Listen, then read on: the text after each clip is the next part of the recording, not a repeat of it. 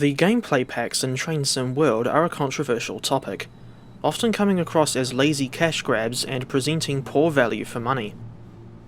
What we normally get in these packs are just additional liveries for locomotives and multiple units we already have in the game, along with a few extra scenarios and services for a given route. Some packs also come with additional unpowered rolling stock to boot. There is at least one decent gameplay pack out there, and I thought I would revisit said pack today. This is my updated review on the Class 37 diesel locomotive in Europhoenix colours.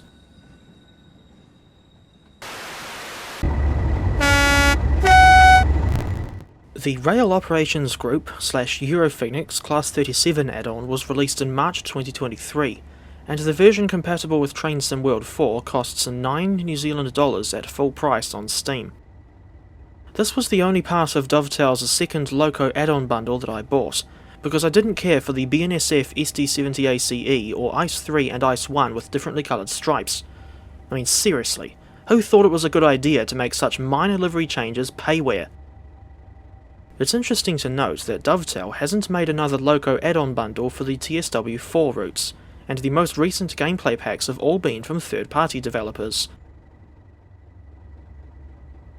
This pack focuses on two specific Class 37 diesel locomotives, namely 37800 and 37884, which were built in 1963 and originally numbered as D6843 and D6883 respectively. In the 1980s, 129 out of the 309 Class 37s were refurbished, including 37143 and 37183, formerly D6843 and D6883 respectively.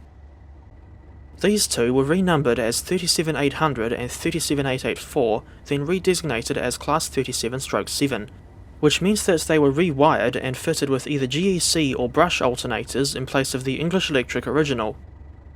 Additional ballast weight was added to give the locomotives more pulling power, which proved useful on heavy freight trains.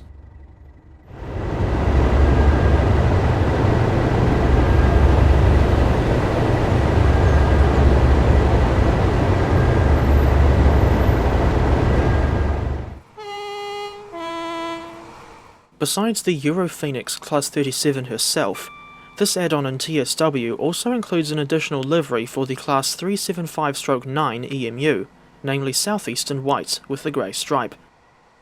This was a missed opportunity to include more variants of the Class 375, such as the 3-car Class 375/3 or 4-car Class 375/7.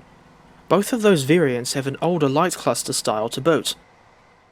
As it stands now, I think the rail scene on Southeastern High Speed still looks unrealistic in a way, because you're only seeing one 375 variant any time you see a 375. For reference, there are 27 examples of the 375/9 subclass in existence, as they were built in 2003 and 2004.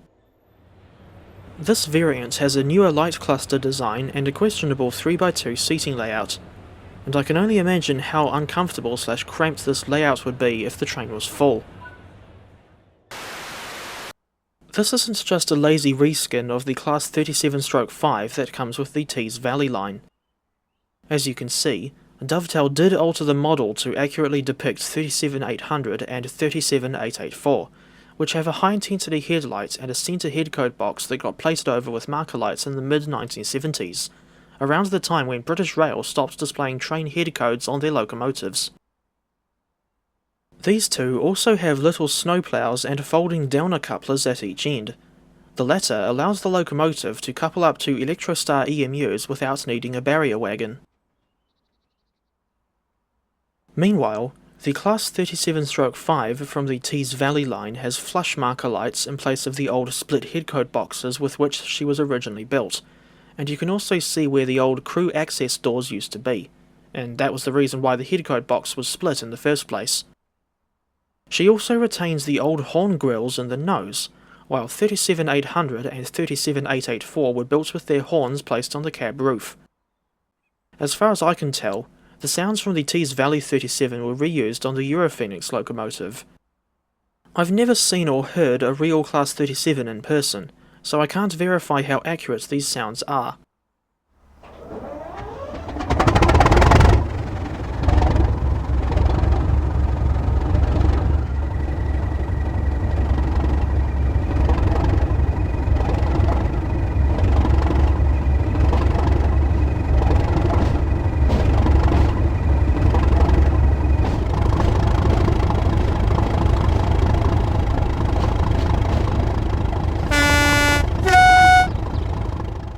Something that I forgot to mention until now is the modern GSMR radio module fitted in the Europhoenix 37's cabs.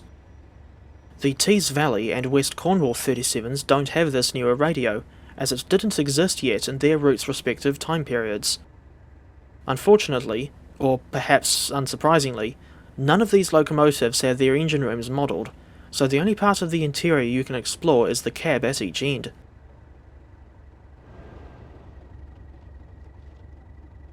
For the most part, I like driving the Class 37, even though the TSW version doesn't hold a candle to the Armstrong Powerhouse / Master Key Simulations 37 in TS Classic. My only issue with the driving experience on the TSW version, or at least the Europhoenix variant, is that she feels a bit underpowered. This pack includes 3 scenarios and 10 timetable motor services for the Southeastern High Speed route. This is one of Dovetail's better offerings because it's non-linear, and there's a good amount of service variation with the Class 66 diesel locomotive and the Class 375/9, Class 395, Class 465/9, and a Class 700 electric multiple units. In the case of the Class 37/7, she is used to drag the 375s to and from Derby for refurbishment. In real life, these workings took place between 2015 and 2018. As far as I know, the SEHS route itself is actually set in 2019, but please correct me if I'm wrong. And thinking back to Derby, the 37 also has 5 extra timetable mode services for the Midland Main Line. But I found that, if you spawn at a station on foot, the EMU drags will only appear if you set the date to 1 in January, February, or November.